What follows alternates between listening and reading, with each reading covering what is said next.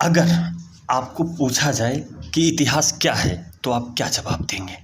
इतिहास केवल तारीखों और युद्धों की कहानी नहीं है, यह हमारी पहचान, सभ्यता और संस्कृति का दर्पण है। आज के इस वीडियो में हम जानेंगे कि इतिहास को कितने भागों में बांटा गया है और प्रत्येक काल की क्या विशेषताएं हैं। चलिए शुरू करते हैं। सबसे पहले नंबर 1 पे आता है आपका प्राचीन काल यानी एंशिएंट पीरियड। यह इतिहास का सबसे पुराना काल है। इसकी शुरुआत होती है सिंधु घाटी सभ्यता से, जो दुनिया की सबसे पुरानी शहरी सभ्यताओं में से एक थी।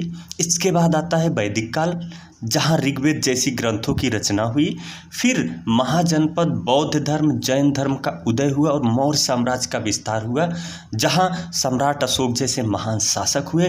अंत में आता है गुप्त साम्राज्य, जिसे भारत का स्वर्ण युग कहा जाता है।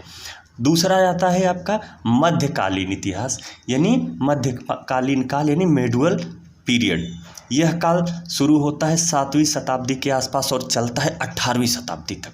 इस काल में भारत में विदेशी आक्रमण शुरू होते हैं, जैसे अरबों और तुर्कों का आगमन। दिल्ली सल्तनत की स्थापना होती है और फिर आता है भारत का सबसे बड़े साम्राज्य मुगल साम्राज्य। बाबर से लेकर औरंगजेब तक मुगलों ने शासन किया। इस काल में स्थापत्य कला, संगीत और सूफी संस्कृति का भी खूब विकास हुआ।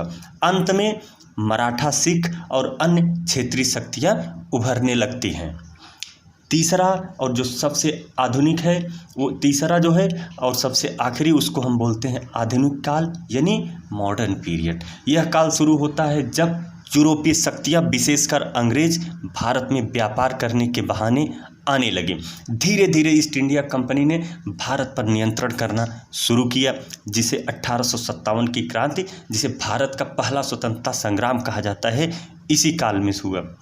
फिर आते हैं स्वतंत्रता संग्राम के महानायक महात्मा गांधी, भगत सिंह, नेताजी सुभाष चंद्र बोस और कई अन्य। आज़ादी की लड़ाई कई दशकों तक चली और आखिरकार 15 अगस्त 1947 को भारत स्वतंत्र हुआ। संक्षेप में कुछ सेकंड का रिवीजन हम आपको बता देते हैं दोस्तों। तो आप समझ ही चुके होंगे कि इतिहास काल को 3 भागों में बांटा जा सकता है: प्राचीन काल, मध्यकालीन काल और आधुनिक काल। प्राचीन काल सिंधु सभ्यता से गुप्त साम्राज्य तक, मध्यकालीन सल्तनत और मुगल काल तक, अंग्रेजों के आगमन से लेकर स्वतंत्रता तक, ये हमारा आधुनिक काल कहलाता है। यही हमारा गौरवमयी इतिहास, संघर्ष और समर्पण की कहानी है।